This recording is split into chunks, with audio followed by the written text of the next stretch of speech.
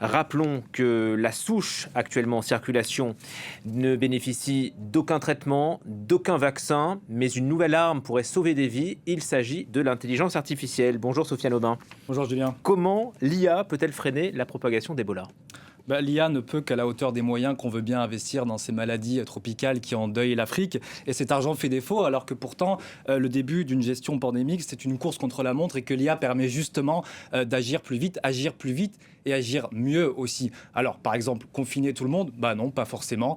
Confiner la population adéquate au moment opportun et au bon endroit. Et il faut dire que ces technologies sont déjà capables. On va remonter à décembre 2019. On est à Toronto. On a une intelligence artificielle qui s'appelle Blue Dot et qui va détecter ce qui est alors une étrange épidémie de grippe depuis Wuhan en Chine. On est quasiment une semaine avant que les autorités sanitaires ne tirent la sonnette d'alarme. Et cette étrange grippe, vous l'aurez compris, c'était bien évidemment le Covid. Et alors, comment est-ce que ça fonctionne ? Je dirais que le maître mot, c'est prédiction. L'intelligence artificielle est capable de prédire comment va se comporter quelque chose de nouveau, un nouveau variant, un nouveau virus. Comment ? En croisant ces masses de données dont on dispose, qu'on a enregistrées lors d'autres épisodes pandémiques. En fait, l'IA, si vous voulez, Julien, crée de la compréhension à partir de statistiques. Résultat, on comprend plus vite. Et on évite potentiellement des contretemps, comme par exemple sous-estimer l'utilité des masques pour ensuite rétro-pédaler et se rendre compte que c'était une des clés contre le Covid, par exemple. Ça reste du préventif. Est-ce qu'il y a un volet curatif ? Alors soyons clairs, l'intelligence artificielle ne va pas trouver de formule magique contre Ebola ou contre le hantavirus.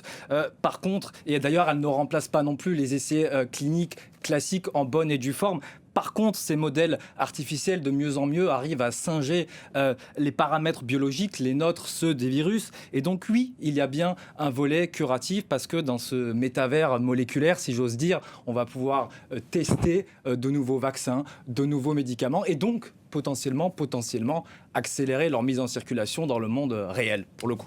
Vous nous présentez en tout cas des progrès, que ce soit technique ou dans la science, mais vous le disiez en début de chronique, Sofiane, il y a de moins en moins d'argent injecté pour la santé mondiale. Le budget de l'OMS a été réduit de l'ordre de 21%. Oui, le multilatéralisme est en crise, y compris sur le front de la santé, alors que pourtant, c'est bien ce travailler ensemble qui a permis d'endiguer par le passé des épidémies comme le sida. Alors, est-ce qu'aujourd'hui, en 2026, finalement, plus de progrès, ça peut compenser moins de volonté politique ? C'est une question que j'ai posée à un épidémiologiste de renom et il m'a fait un petit rappel historique. Écoutez ça. Au XIVe siècle, il fallait 7 ans à la peste pour diffuser dans le sous-continent européen.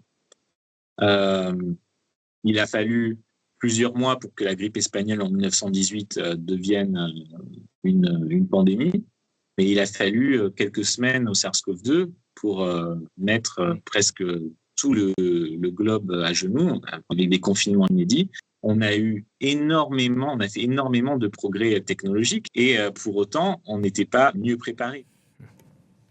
SARS-CoV-2, donc Covid-19, disait ce monsieur, qui a surgi à une époque où la circulation des cerveaux dope le progrès, certes, mais aussi à une époque où la circulation des personnes facilite la propagation des épidémies. Et si vous prenez l'intelligence artificielle, elle a besoin de ressources, elle a besoin d'espace aussi, c'est indéniable pour ces fameux data centers. Et plus de centres donnés, ça veut dire potentiellement moins d'espace naturel. Et ça, c'est pas une bonne nouvelle pour la santé parce que c'est justement la pression humaine sur le reste du vivant qui aggrave le risque de zoonose, Covid-19, hantavirus, Ebola. Et donc, on a l'impression finalement que le serpent risque de se mordre la queue, du moins à ce stade. Est-ce que l'intelligence artificielle va réussir à sortir de cette espèce de jeu à somme nulle pour véritablement amener du positif sur la santé humaine?